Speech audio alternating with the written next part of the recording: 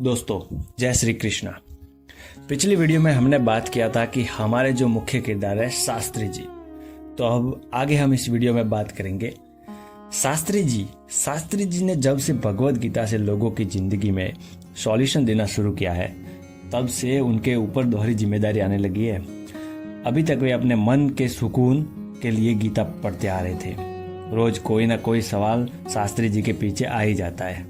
तब वे उस सवाल का जवाब ढूंढने के लिए फिर से गीता पढ़ते हैं और उनके जवाब मिलने पर लोगों को उनका सॉल्यूशन भी देते हैं। लेकिन इस बार उनके घर से ही एक सवाल आ गया था जो कि उनकी एक लाडली बहन सुमित्रा की बहू दिव्या ने उनसे पूछा। सुमित्रा शास्त्री जी की इकलौती बहन होने के साथ साथ वह अपने माता पिता व भाइयों की भी लाडली थी। तो उनके घर वालों ने हमेशा सुमित्रा को बहुत सपोर्ट भी किया। जिस जमाने में लड़कियों को पढ़ाया नहीं जाता था तब भी उनके भाइयों के कहने पर उसे 8वीं तक पढ़ा लिया। बाद में उसकी शादी एक अच्छे परिवार में कर दी गई।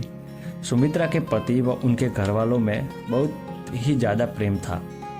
शास्त्री जी और उनके भाइयों से जितना बन पड़ता उतना उन्होंने उसको सपोर्ट भी किया।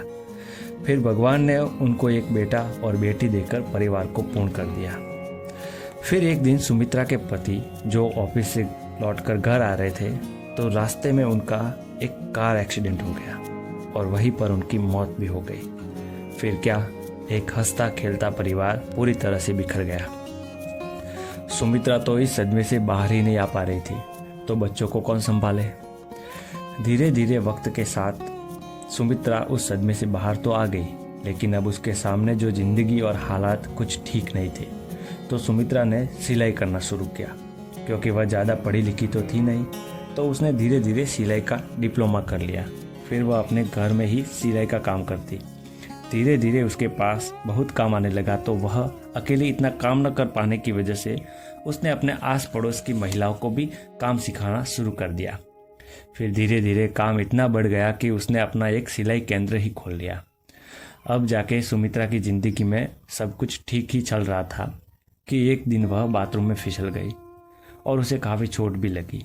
तो डॉक्टर ने उसे कम से कम 6 महीने का बेड रेस्ट दे दिया। लेकिन अब सुमित्रा के अपने फैक्ट्री ना पहुंच पाने की वजह से सारा भार उसके बहू के ऊपर आ गया। जब दिव्या, जो कि सुमित्रा की बहू थी, वह फैक्ट्री जाती तो वहाँ पर उसने देखा कि वहाँ का अनुशासन कुछ भंग सा हो चुका था। वहाँ पर काम करने वाले कर्मचारी, वहाँ के लोग अपना काम ठीक से नहीं कर रहे थे। तो दिव्या ने परेशान होकर वे सारी बातें शास्त्री जी को बताई और शास्त्री जी ने इन सब बातों को सुनकर भगवत गीता का यह श्लोक सुनाया।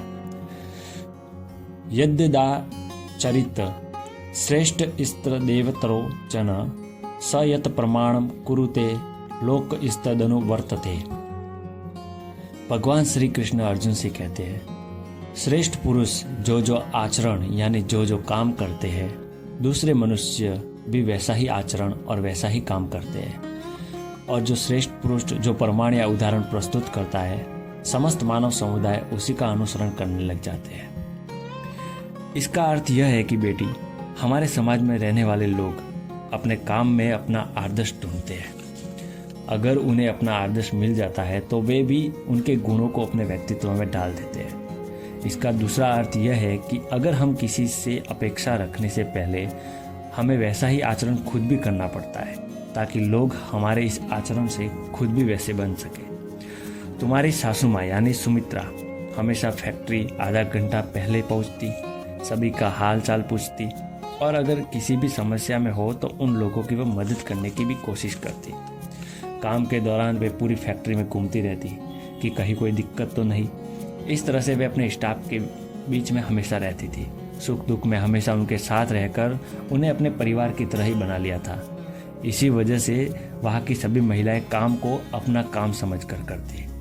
अब दिव्या को समस्या की जड़ नजर आ रही थी और उसका समाधान भी दिख गया था।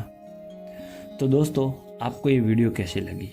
अच्छी लगी तो लाइक सब्सक्राइब जरूर करें और आगे भी हम आपकी जीवन की समस्याओं का समाधान लाते रहेंगे। तो मिलते हैं अगले वीडियो में।